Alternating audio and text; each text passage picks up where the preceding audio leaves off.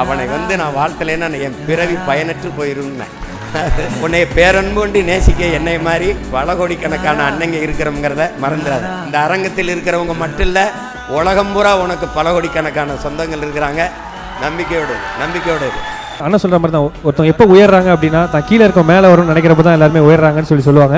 So அதை நான் கண் கூட பார்த்தேன். அன்னைக்கு எப்போ பார்த்தாலும் ஏதாவது ஒரு விஷயம் பண்ணால் என்ன சூப்பராக பண்ணடா தம்பி அப்படின்னு சொல்லிட்டு மதுரை முத்தண்ணன் மூலியமாக அண்ணங்களுக்கு வாழ்த்து மெடல்லாம் அனுப்புவாங்க. அண்ணன் தான் சொல்லுவாங்க, சீமானண்ணன் உன்னை பற்றி சொன்னாங்கப்பா அப்படின்னு மதுரை முத்தனை அடிக்கடி சொல்லுவாங்க.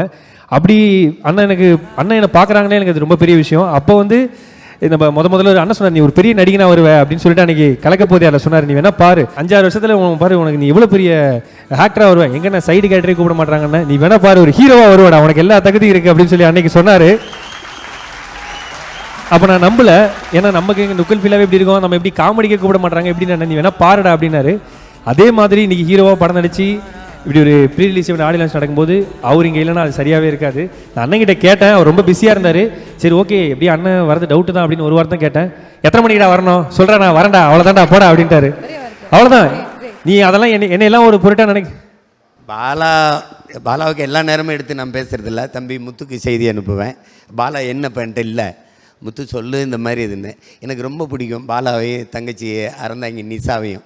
அவங்க அந்த நேரத்தில் மழை வெள்ளம்லாம் வரும்போது அது என்னென்னா, நான் ஒரு பக்கம் உதவிட்டு இருப்பேன், என்கிட்ட ஒரு படை இருக்குது, என்கிட்ட கையாட கொடுப்பா உதவும். நான் அவங்க இருக்கிறத எடுத்து உதவி போய் செய்கிறதுங்களாம் நினைக்கும்போது நமக்கு ரொம்ப இதயத்துக்கு நெருக்கமாயிருவாங்க.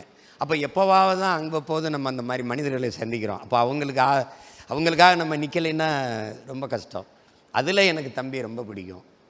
இப்போ நீங்கள் அவனை நகைச்சுவை அப்படின்னு நம்ம தள்ளிட முடியாது. இப்போ நீங்கள் நகைச்சுவை நடிகராக பார்த்த என்னுடைய பங்காளி, என்னுடைய அருமை பங்காளி வடிவேலை நீங்கள் மாமன்னன் படத்தில் பார்த்தீங்கன்னா ஒரு காட்சியிலோடு நீங்கள் சிரிக்க வைக்க மாட்டார், ஆனால் உங்களை அள வைப்பார். இப்போ அண்மையில் வந்த மாரிசன் படம் பார்த்தீங்கன்னா இது வடிவேல் தானான்னு இருக்கும். அதனால் அவனுக்குள்ளே என்ன இருக்குங்கிறத காலம் உங்களுக்கு கொஞ்சம் கொஞ்சமாக அடையாளம் காட்டும் பாருங்க. ஏன்னா ஒருத்தனை பார்க்கும்போது இவன் சரியாக வருவான்னு கணிக்க முடியலன்னா அவரை என்ன இருக்குது சொல்லுங்கள், வருவான். ரொம்ப நன்றிண்ணே.